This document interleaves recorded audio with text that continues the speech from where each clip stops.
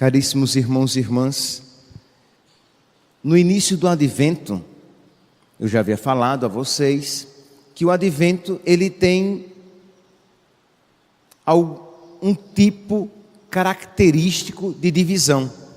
Ele se divide por semanas, assim como o tempo comum, primeira semana do tempo comum, 10ª semana do tempo comum, 34ª semana do tempo comum. Assim como a quaresma, primeira semana da quaresma, segundo domingo da quaresma. Então assim também o Advento, primeiro domingo do Advento, segundo domingo do Advento, terceiro e quarto domingos do Advento.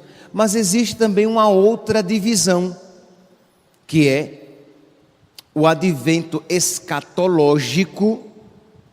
Lembram? A primeira parte do Advento até o dia 16, inclusive, nós estamos no Advento escatológico, em que nós nos preparamos para a chegada de Jesus, mas para a sua segunda vinda.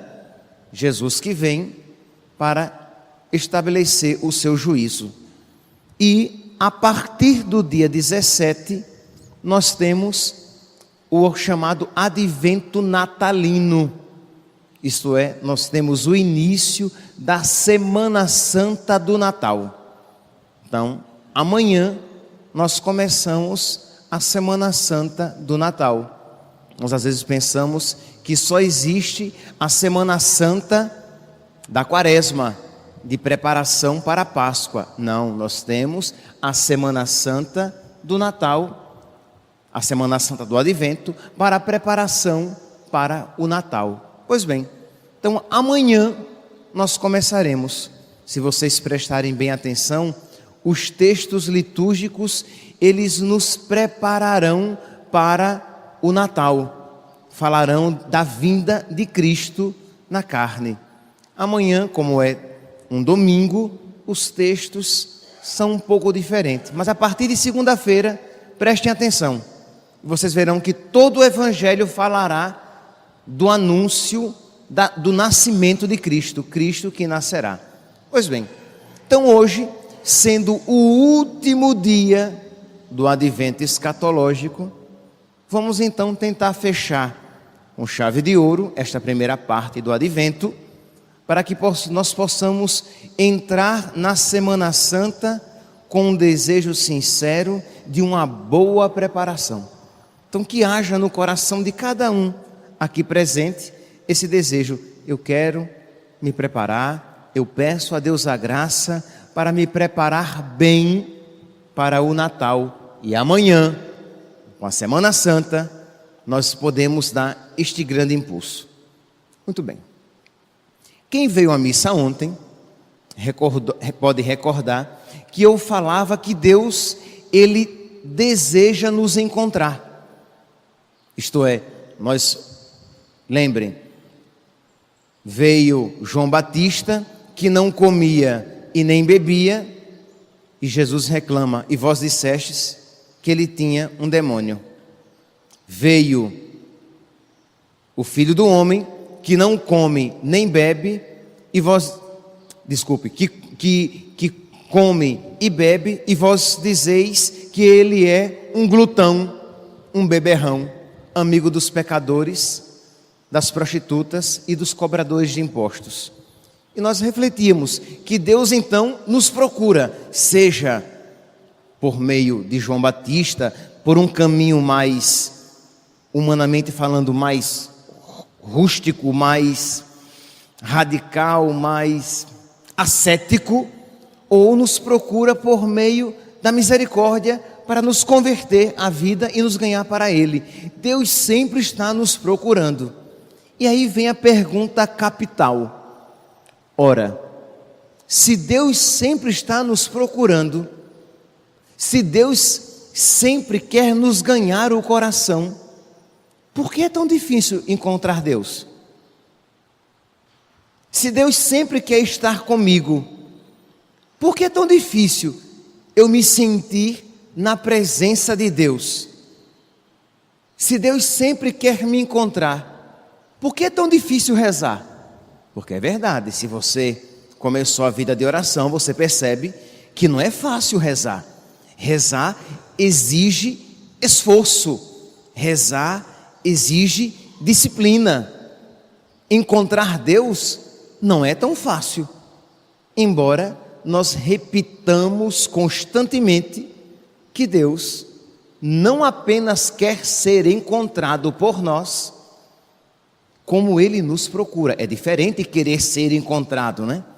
Querer ser encontrado pode significar o quê? Eu fico num lugar fácil de ser encontrado. Eu quero ser encontrado. Mas ir à procura implica uma atitude ativa de Deus.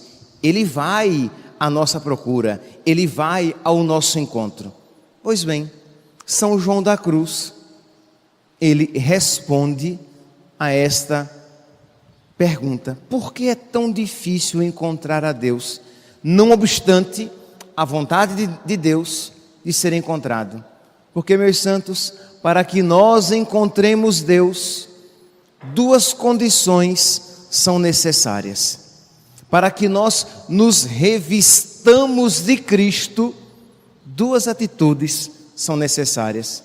E diz São João da Cruz: devemos notar que o Verbo, Filho de Deus, junto com o Pai e o Espírito Santo, está verdadeiramente presente de uma maneira escondida no interior da alma.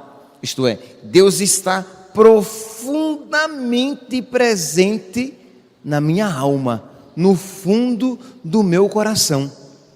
Portanto, a alma que quiser encontrá-lo deve afastar-se, segundo o afeto e a vontade, de todas as coisas e retirar de dentro de si tudo aquilo que não é Deus e mergulhar num profundo recolhimento para encontrá-lo.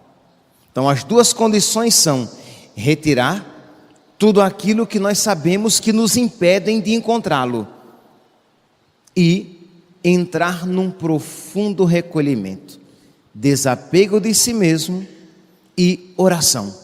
São essas duas condições sem as quais você não pode encontrar Deus. Porque para que eu me revista de Cristo, eu preciso me despir do homem velho. Para que eu me revista do homem novo, usando uma linguagem paulina, eu preciso me despir do homem velho. Para que eu me revista de Cristo, eu preciso me despir da minha vontade, dos meus apegos, dos meus vícios, de tudo aquilo que eu sei que não está de acordo com o coração de Cristo, e ter vida de oração.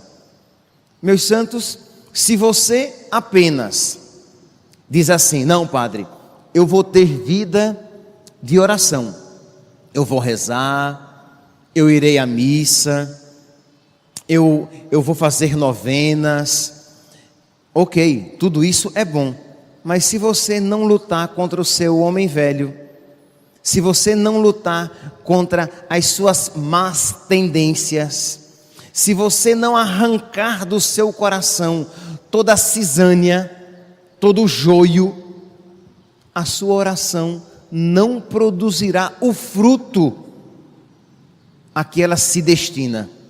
Isto é, você está rezando, mas como você não está se despindo do homem velho, como você não está tirando os seus farrapos, os seus andrajos, a sua roupa poída, você não pode vestir a roupa nova que é Cristo. Então, meus santos, não sei vocês, mas no meu tempo, quando eu era criança, uma das preparações para o Natal era também a roupa nova, a roupa de Natal, a roupa com a qual a gente ia à missa. Muito bem. Então, a sua roupa nova de Natal é Cristo. Então, olhe para o seu coração e veja como é que estão as minhas práticas de advento. Como é que está aqui a nossa manjedoura em que nós nos propusemos, nós somos convidados a fazer a cada dia uma pequena boa obra, a praticar uma virtude particular, a fazer uma caridade e colocar nesta manjedoura para que nosso Senhor se deite sobre as nossas boas obras e não apenas sobre palha. A manjedoura ainda não está cheia. Isso significa que nós não fomos generosos no nosso advento? Isso significa que nós começamos com entusiasmo, mas logo depois ele arrefeceu, ele esfriou, você caiu no desânimo? Então vamos retomar o ânimo a partir de hoje e começando de uma maneira principal amanhã na Semana Santa, de retomar os nossos propósitos, de retomar o nosso entusiasmo, de fazer penitência por nós e pelos nossos, para que tenhamos um santo Natal. Que você faça, repito, por você e pelos seus filhos, pelos seus pais. Já existe aqui, nessa manjedoura, a palhinha da boa obra, da caridade, pelos seus filhos, pela sua mãe, pelo seu pai, pelos seus entes queridos e que já faleceram, que já partiram, e você dizer: eu quero que de alguma maneira eles também ali estejam presentes. É importante, meus santos, nós somos um corpo de Cristo, nós somos igreja. Para aqueles que não estavam aqui, quando eu expliquei isso pela primeira vez, este hábito aqui, este costume, vem do convento de Madre Teresa de Calcutá, Santa Teresa de Calcutá, que aquelas freiras durante o Natal, durante o Advento, elas faziam a cada dia várias, não apenas uma, várias obras além do normal, uma penitência a mais, uma oração a mais, uma caridade a mais, e a cada gesto de caridade, de penitência e de oração a mais, além da habitual, elas pegavam a palhinha e colocavam na manjedoura, para que Jesus, na noite de Natal, se deitasse sobre as boas obras daquelas irmãs, naquela casa religiosa. E nós tomamos esse exemplo para nós. Mas, ao contrário de nós, elas que eram apenas uma casa religiosa com poucas freiras, elas encheram a sua manjedoura com muita rapidez, enquanto nós, uma paróquia tão grande, não estamos dando conta de uma manjedoura apenas. Toda vez que eu passo e olho, eu me pergunto: onde está a minha generosidade e onde está a generosidade dos meus filhos? Então vamos repensar isso, de pegar então essa Semana Santa que começa amanhã e redobrar a nossa generosidade, a nossa oração e a nossa intercessão. Pois bem, mas retomemos então a nossa ideia original. Se Deus nos quer tanto, e se Deus nos procura, por que é tão difícil encontrá-lo? Porque para que eu o encontre, aqui é sempre uma linguagem metafórica, para que eu me revista de Cristo, metafórica, mas real, porque nós não conseguimos expressar a verdade desta expressão. Para que Cristo seja tudo em mim, eu preciso me desapegar de tudo.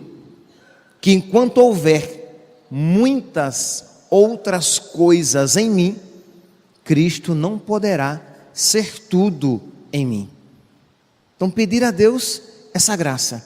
Meu Deus, me dá sabedoria. Meu Deus, me dá inteligência espiritual para que eu queira me despir desses farrapos que são a minha vontade, os meus desejos próprios, os meus sonhos, os meus apegos, as minhas carências, aquilo que eu sei que não te agradam e que não me fazem crescer, o meu mau humor, o meu gênio difícil, o meu rancor, a minha dificuldade de perdoar, a minha preguiça de rezar, a minha preguiça de fazer as boas obras, a minha dificuldade de me relacionar com as pessoas das quais eu não gosto. Me ajuda, Senhor, a eu me despir de tudo isso, para que eu possa me vestir de Ti. Senão, será Natal para alguns, mas não será Natal para mim. Senão, a igreja inteira cantará noite feliz, mas eu ainda estarei em trevas, porque a luz não nasceu no meu coração, porque eu não me despi das trevas. Então, é a primeira condição, que é o desapegar-se, o despir-se, para que eu possa me revestir de Cristo, acolher a luz que vem. A segunda condição, diz São João da Cruz, é para falar com o Pai Celeste e gozar de sua companhia. A criatura não precisa subir ao céu. Interessante, vou repetir. Para falar com Deus e gozar da sua companhia, a criatura não precisa subir ao céu e procurá-lo, e para procurá-lo não necessita de asas, basta retirar-se em solidão e contemplá-lo em si mesmo. Retirar-se em solidão e contemplá-lo em si mesmo. Contemplar Deus que habita no meu coração.